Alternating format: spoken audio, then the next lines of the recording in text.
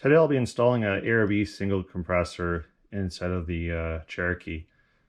So when I first ordered it, I was trying to figure out if I should go with a single or dual. Because I'm not planning on running super large tires on this. This will be ample for the airing up needs that I'll have. I'm kind of happy that's what I chose because there's not much room under the hood to install it due to other modifications already done on this vehicle. After taking a bunch of measurements, doing a few test fits, I found out that the best spot to locate it was near the firewall. We figured out that this was going to be the most optimal, and I got a lot of help from Brad at GNU Brothers Off Road to build some custom brackets. What did we do? So instead of using the typical bracket that comes with it, that would have the rubber grommets and bolts at the ends, what we did is we fabricated two brackets that will be mounted to the firewall that will then allow us to cantilever it off the firewall over that harness over there.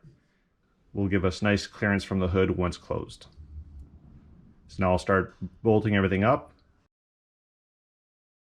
So one of the important details here is as you're adjusting the position or the rotational angle of the compressor, is these bolts are actually, the heads were at the bottom. So we just took them out, spun them around 180 degrees. So at least that way, once I'm really happy with the position, I can clamp it down.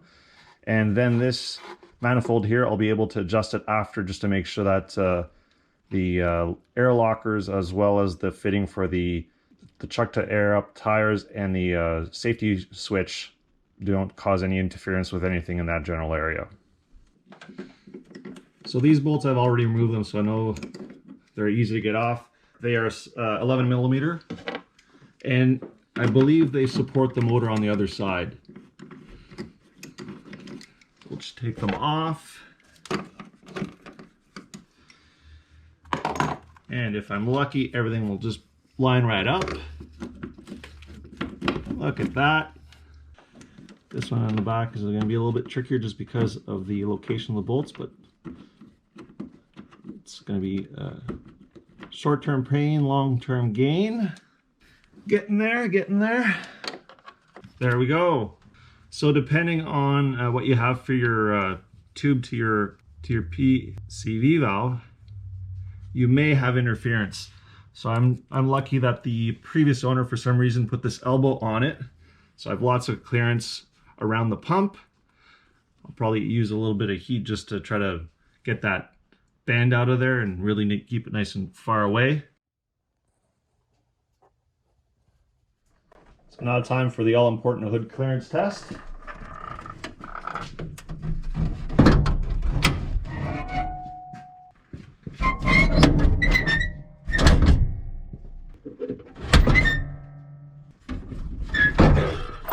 Look good from there. Same idea, but this time from the front.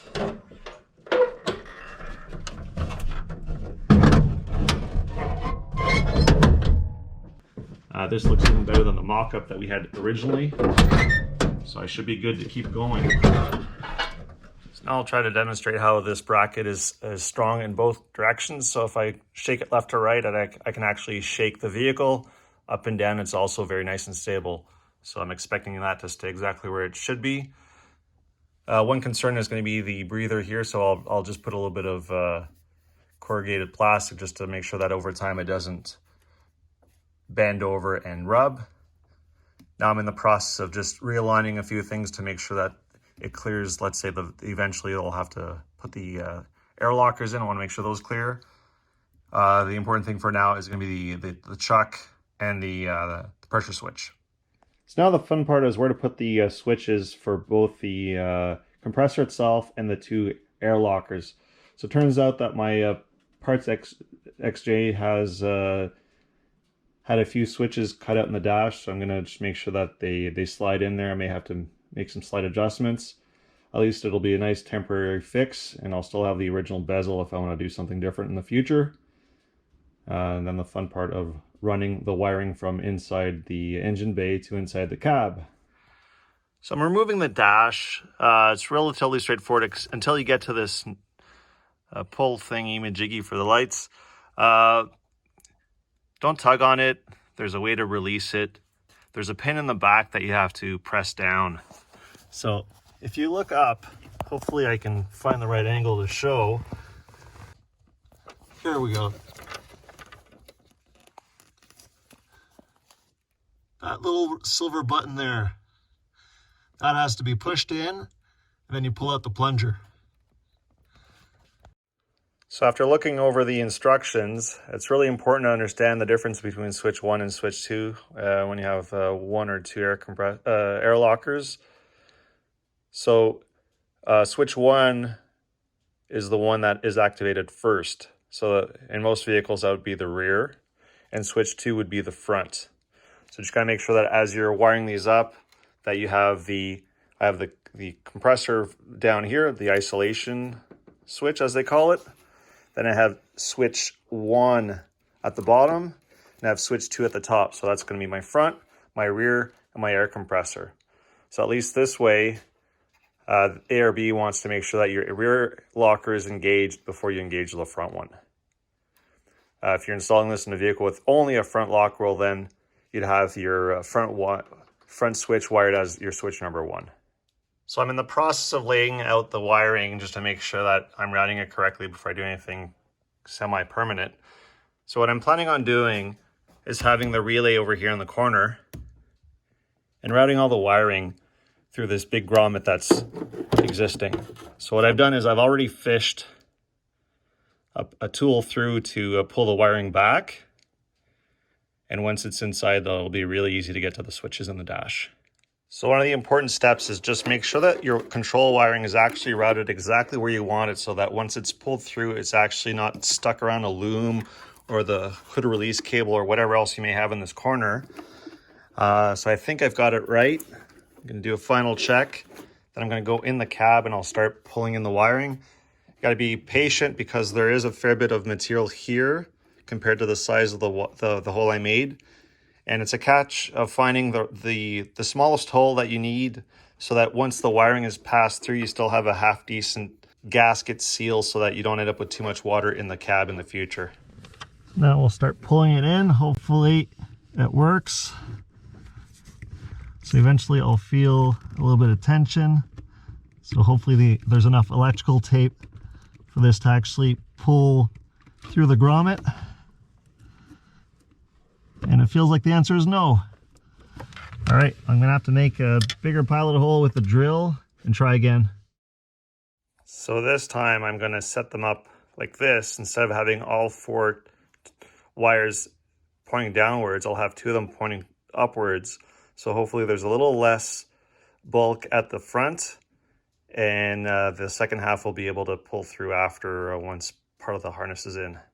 So it's not the prettiest thing, but it only has to hold long enough. So what I did is also wrapped it down further down than before. So that'll allow, hopefully, at least the electrical tape, to get through. And then hopefully the terminals here are going to then be able to sneak through because the tape is already through. So we'll see if this works.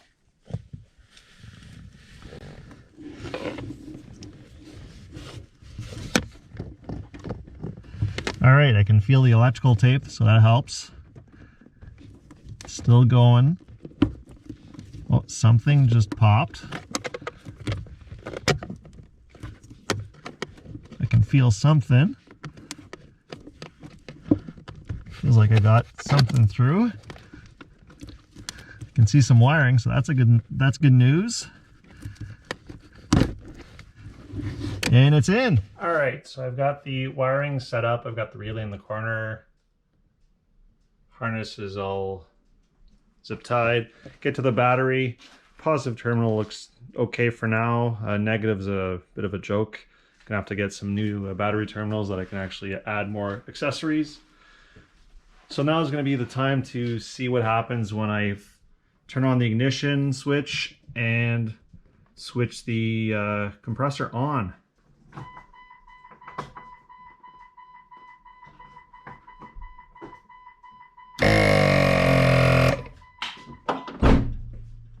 Well, that sounded like it was supposed to sound.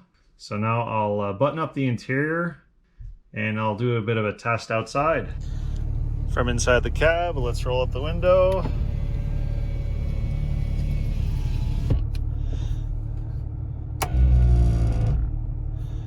There we go.